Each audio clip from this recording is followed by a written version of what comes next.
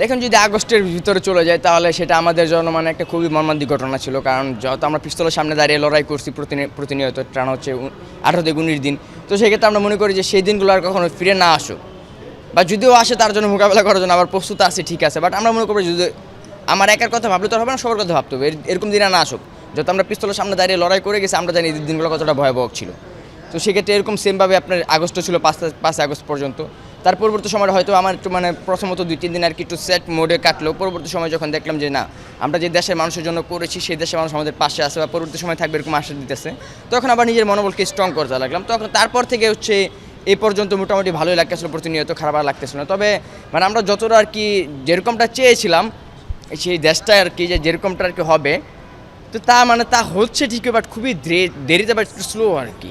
এটা তো অ্যাকচুয়ালি বলা যায় না, যেহেতু আমরা যেরকম আমাদের লাইফটা অ্যাকচুয়ালি ছিল জুলাই বা আগস্টের আগে, সেই লাইফটা তো আর কখনো ফিরে আসবে না। সেটা আপনিও বুঝবেন, আমিও বুঝি, বা দেশের মানুষও বুঝবে। এখন দেখেন, যেহেতু আমার মানে যে চাকরিটা বা জবটা ছিল আর কি, সেটা তো 2 হাতের মাধ্যমে করতাম। এখন আমার অভ্যস্ত ছিলাম ডাইনাটা চলে গেছে, এখন সেটা তো আর 1 হাতের মাধ্যমে হয়তো আর কি সম্ভব হবে না। তবে আমার দোকানের যে মালিক ছিল তিনি বলছিল যেহেতু তুই আমার দোকানে ছিলি, এখনও থাকবে না কেন। বাট আমি তো জিনিসটা বুঝি যে মানে থাকলে তো হবে না, বা তার ক্ষেত্রে মাসে শেষে স্যালারি নিলেই তো হবে না, তাকে তো কিছু করেও দিতে হবে। আর সেটা মানে করে দেওয়ার মতো অ্যাবিলিটি এখন আমার কাছে তেমন একটা নেই আর কি। তো সেই ক্ষেত্রে আমি মনে করি যে যদি সরকার বা গভর্নমেন্ট থেকে আমাদেরকে একটু দেখে বা আমাদের একটা কিছু করে দেয় যে পরবর্তী জীবনে ডালভাত থেকে কাটাতে পারি, সেই ক্ষেত্রে আমরা মনে করি যে আমাদের পরবর্তী লাইফটা মানে খুব ভালোভাবে কেটে যাবে আর কি, এরকম একটা আশ্বাস আছে। এটা অ্যাকচুয়ালি মানে নিজের উপর যদি নির্ভরশীল হই তাহলে আর কি 40% হওয়া যাবে, 100% হওয়া যাবে না যে আমি আমার নিজের ধারায় কিছু করে ফেলবো আর কি।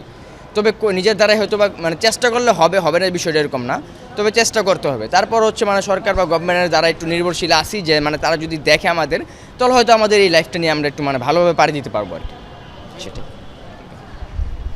এই রোবো লাইফ টেকনোলজি আমাদের সাথে যোগাযোগ করেছিল, যোগাযোগ করে বলছিল যে আমরা আপনাকে একটা হাত উপহার দিতে চাই। তো আমার আম্মু বললো ঠিক আছে, দেখো বাবা তোমরা যদি দিতে পারো। তো পরে আর কি বলছিল যে ঠিক আছে, ওনারা হাতের মাপ টাপ নিল আমার, সকল কিছু নিয়ে ওনারা খুবই অল্প সময়ের ভিতরে, ভাইদের কাছে শুক্রিয়া, অল্প সময়ের ভিতরে ভাইরা অক্লান্ত পরিশ্রম করে আমাদেরকে আজকে একটা হাত উপহার দিয়েছে। খুবই অত্যাচার এবং নির্যাতনের মধ্যে দিয়ে আমাদের এই সকল মানুষকে তার নির্মমতা যেই পরিমাণের দেখাইছে, মানে এই নির্মমতা এবং অত্যাচার জুলুম এগুলা দেখার পরে কোনো মানুষের পক্ষে তার ঘরে বসে থাকা সম্ভব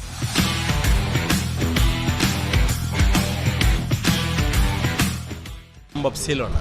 হাত ছাড়া তো অনেক কষ্টে এসেছি, জীবনযাপন একটা কিছুটা ধরতে পারতেছি না, কাজ করতে পারতেছি না, একা তো কোনো কাজ করা যায় না বা খাওয়া যায় না, যে একটা বালতি নিয়ে যাবো এই পরিস্থিতি তো না। এখন আল্লাহর রহমতে ওনারা একটা দিয়েছে, যদি কাজ করতে পারি তো আমাদের ফ্যামিলির থেকে কিছু ইয়া হবে আর কি। যাওয়ার পর আমরা চট্টগ্রাম মেডিকেল হাসপাতালে ভর্তি ছিলাম।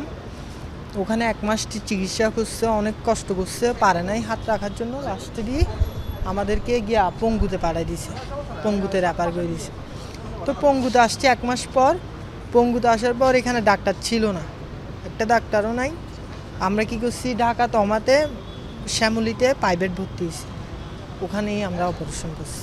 জব করতাম একটা বিদেশি স্যাম্পল সেকশনে, জব করতাম বিদেশি বাইরের স্যাম্পল সেকশনে, বাইন হাউজে। ছিল ওইটা ভাবি কষ্ট হয়, আবার ওইটা ভাবি শান্তি পাই, দেশের জন্য কিচ্ছু একটা করতে পারছি, যাইতে পারছি। ঘরে তো আর বসেছিলাম না। সরকার আমাদের পাশে থাকলে আমরা বেশি খুশি হব। জব তো চলে গেছে, জব আর করতে পারবো না, সরকার যেমন আমাদের পাশে থাকে। কিন্তু এই সন্ত্রাসগুলো এখনও জামিনে বের হয়। ওদিন বন্দরনগরে আবার ছাত্রলীগের সমাবেশ করছে, দেখছেন তো, একটা শোডাউন দিছে এরাই, রহিম উসমান, তারপর হলো বাবুর্চি সুমন, নাম করা ক্যাডারিং। অনেকজনকে মারছে, কিন্তু ওরা এজও আইনের গিয়া হয় নাই, ওপেন ঘুরতেছে, ওপেন মানুষ মারতেছে। হচ্ছে আমি আহত হয়েছিলাম 5 আগস্টে। তো আর মানসিক ট্রমা বলতে এটা তো অবশ্যই খারাপ লাগে।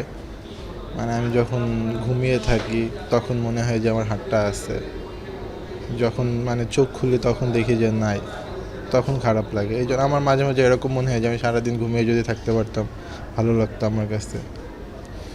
আর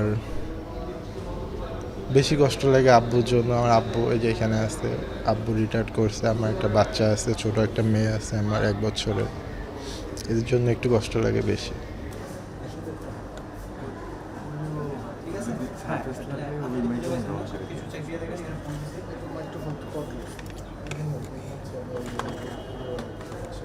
এই সুইচটা দিয়ে দিতে করবেন, তো সেই জন্য আপনাকে অটো কন্ট্রোল ইউজ করার জন্য শুধু একটা সুইচ দিতে হবে, নিচের ট্যাগ নাম্বারটা। এটা দেওয়ার পরে যখনই আপনি প্রেস দিবেন এটা কিন্তু অটোমেটিক্যালি ক্লোজ হবে। এই যে এতটুকু ক্লোজ হবে, আরও ফুল একটু চার্জ কম, আর একটু বেশি চার্জ হবে। তো এটা আপনি এভাবে রাখবেন। তো রাখার পরে আপনি যখন ট্রেন কন্ট্রোল ইউজ করবেন তখন এদিকে প্যাডটা, যে প্যাডটা আমরা পাঠাবো ওই প্যাডটা এখানে ঢুকাই দিবেন, তখন এটা দিবেন, তখন অটোমেটিক